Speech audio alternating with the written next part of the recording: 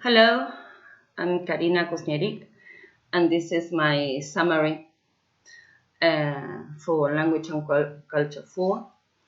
First of all, I want to mention the two main periods we have dealt with, the Middle Ages and the Renaissance. Middle Ages was a vast period. In fact, it was divided in three: the early, the high, and the late Middle Ages. And I want to highlight that during the beginning of this period, all the medieval or the early medieval literary works were oral because the printing machine was not invented yet. The genres we have covered were ballads, poems, sonnets, songs, and we also made connections between them in order to have a clear have clear references and to find relations between them, and we analyzed them according to their metric, the structure, the symbolism they shared or not. And later we started with Renaissance literary works. I want to mention that Renaissance brought light not only to literature but also to other aspects, to art, to science. And here again, we dealt with poems. As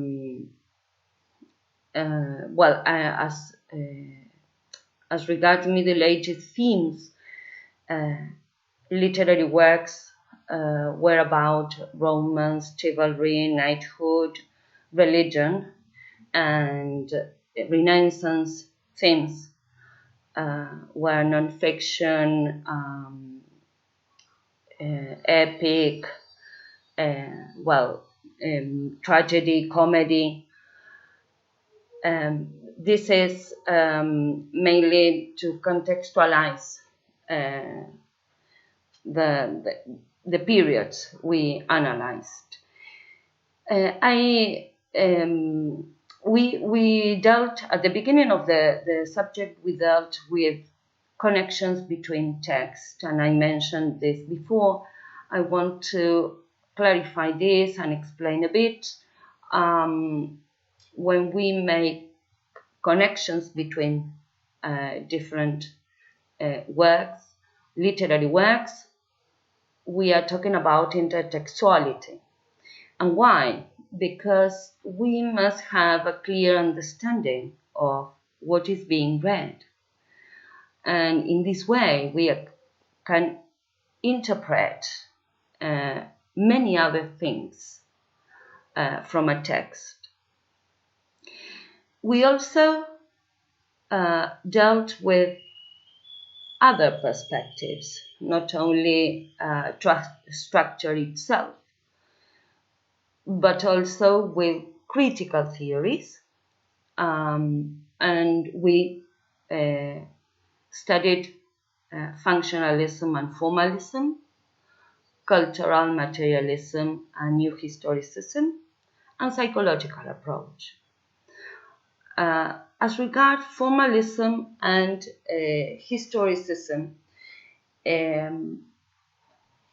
formalism established general disciplines, theories, and it is strict to structure.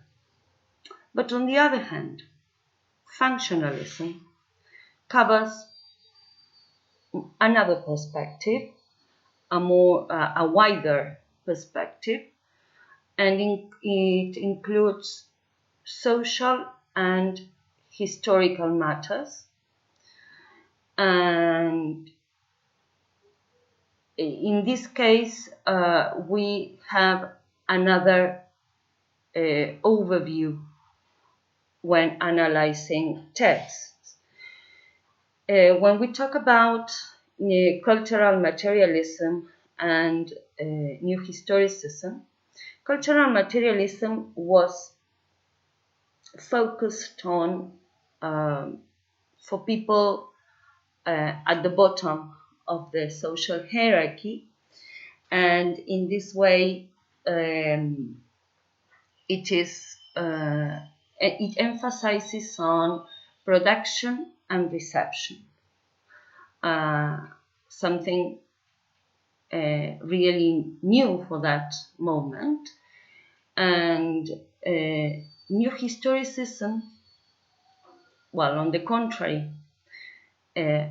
was focused on the top of the social hierarchy, and new historicists dealt with other aspects: government, monarchy, yes. So two different points of view. When we read Dr. Faustus, here we understood that the psychological approach has a lot of influence. Why? Because one of the exponents, for example, it was Carl Jung, was the one who clarifies that psychology helps us to understand or to interpret many literary works, and also to understand this complex and controversial character. Here, what I understood and I want to highlight is that psychoanalysis helps us to understand different ideologies connected to cultural and societal scenarios. Well, thanks for watching and listening. Bye-bye.